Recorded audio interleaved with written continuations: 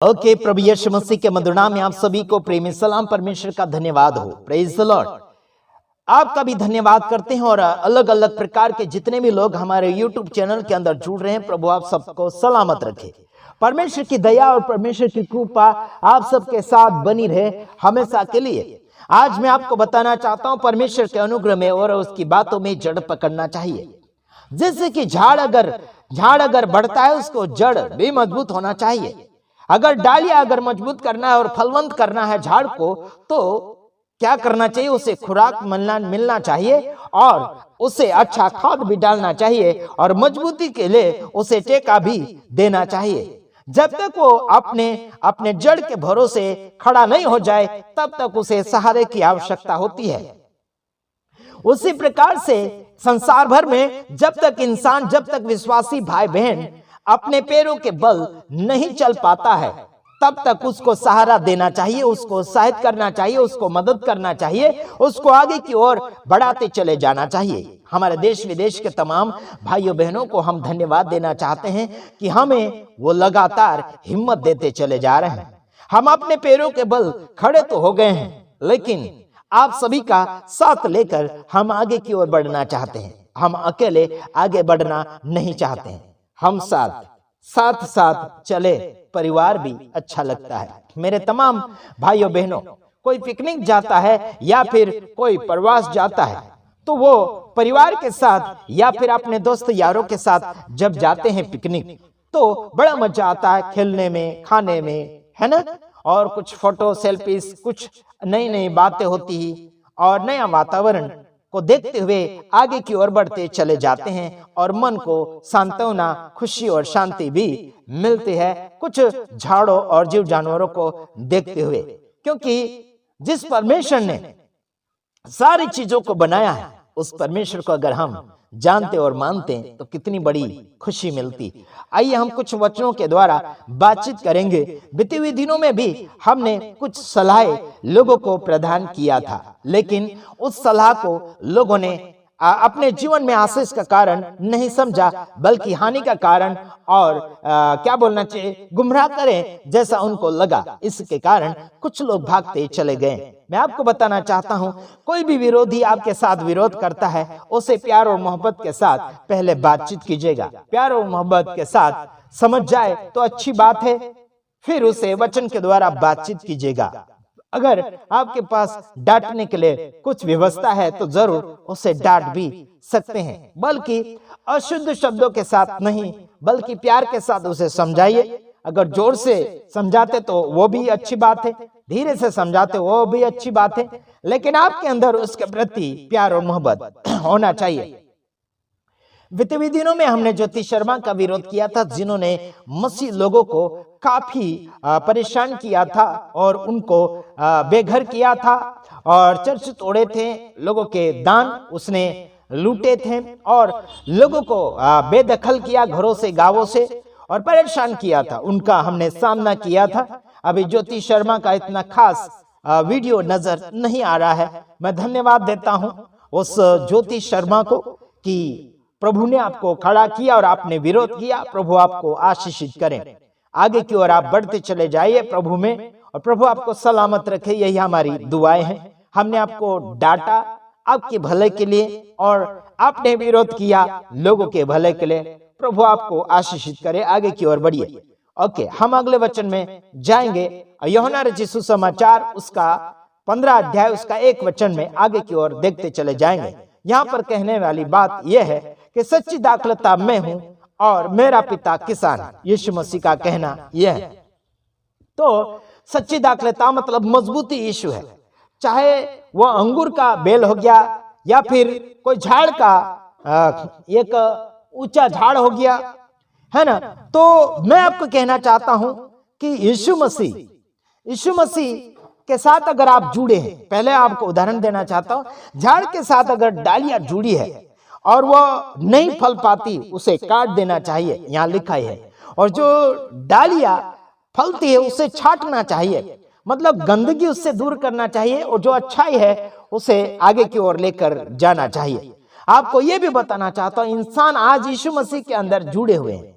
लेकिन फल नहीं पा रहे हैं, जीवन नहीं जी पा रहे हैं, आगे की ओर बढ़ नहीं पा रहे, गंदगी के ऊपर गंदगी करते चले जा रहे, त्योहार के ऊपर त्योहार जोड़ते चले जा रहे और लोगों को गुमराह के ऊपर गुमराह करते चले जा रहे। कलीसिया तो आखिर प्रभु यीशु मसीह की है और सिर तो प्रभु यीशु है और सिर की बात मानना चाहिए।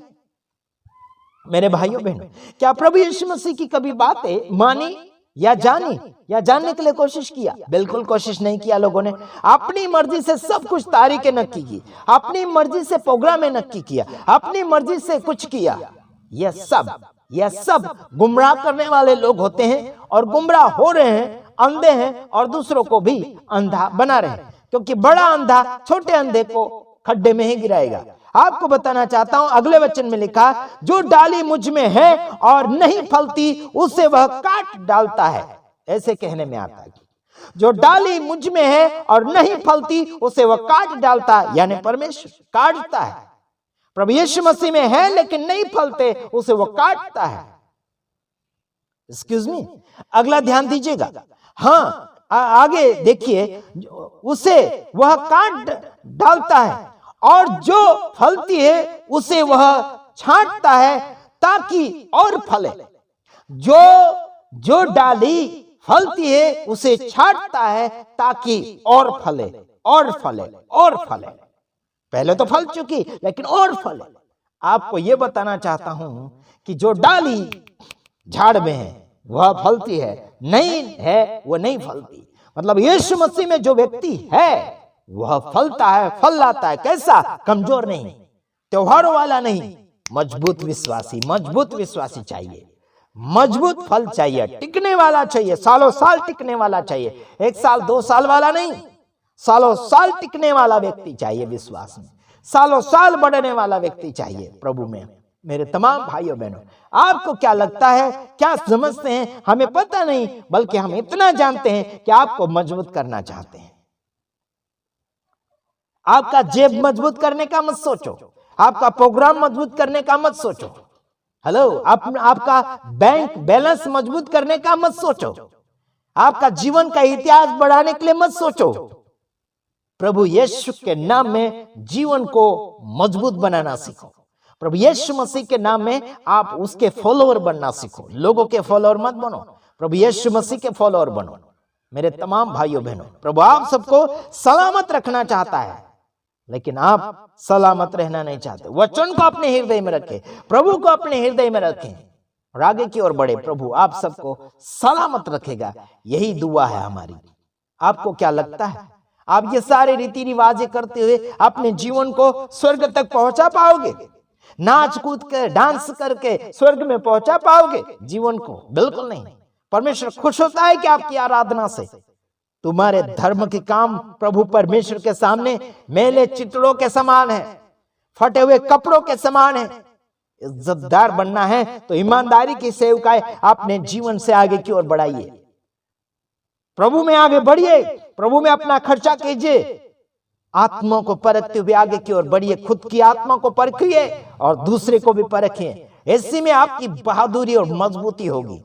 खुदावन जिंदा है, आप जिंदा रहना सीखिए। जीवन में जिंदा काम करिए, मजा ही कुछ और है यार। जिंदा काम करने में मजा ही कुछ और है। सोचना समझना प्रभु में, तब जाके मजा ही कुछ और है। जीना मजा ही कुछ और। बीमारी का कोई गुंजाइश ही नहीं आएगी।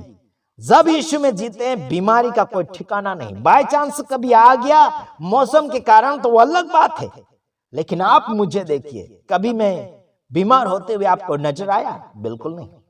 कभी हो सकता है कोई कुछ छोटा बड़ा है ना, बाय चांस, वो हम बोल नहीं सकते, लेकिन क्या हम आपको बोला कभी? हाँ, आपको बोला कभी कि हम बीमार हैं, हमें ये दे दो, वो दे दो, फलाना ढेकना दे दो, डोनेशन दे दो, कुछ दे दो? बोला कभी? नहीं। कुछ लोग होते हैं बीमार, हमारे साथ में जुड़े हुए कुछ लोग होते हैं और कोई होते हैं, उनको मदद के लिए बोलते, उनको मदद करो, आगे बढ़ाओ, इनको सुधारो, इनको। ओके, आत्मिक जीवन में फलवंत बनो, मजबूती पकड़ो। जो भी आपका प्रभु की अच्छी सेवकाई चल रही वहां पर मदद कीजिए। जहां टूटी फूटी रीति रिवाजों के साथ चल रहे हैं, इनको बिल्कुल मदद मत करो। मूर्तियों को पूजते हैं, सनों को, त्योहारों को पूजते हैं, नया साल को पूजते हैं, हैप्पी बर्थडे को पूजते हैं, इनको बिल्कुल मदद करना बंद कीजिए। चाहे जहां से भी डोनेशन वाले हो, बंद करो, इनके डोनेशन देना बंद करो। सही मार्गदर्शन में आगे बढ़ाने वाले लोगों को डोनेशन दो, मदद करो, चाहे जो भी हो। अच्छे शिक्षा देने वालों को मदद करो, बढ़ो। प्रभु आप सबके साथ हैं। हिल मिलकर सेवकाई को झक्कास बनाओ, सेवकाई को दुनिया के कोने कोने में पहुंचाओ, हिल मिलकर। Okay, God bless you. प्रभु आप सबको सलामत रखें। दूसरी वीडियो में आएंगे, तब तक के लिए हम आपसे विदाई लेना चाहते हैं। गॉड ब्लेस यू, आमीन।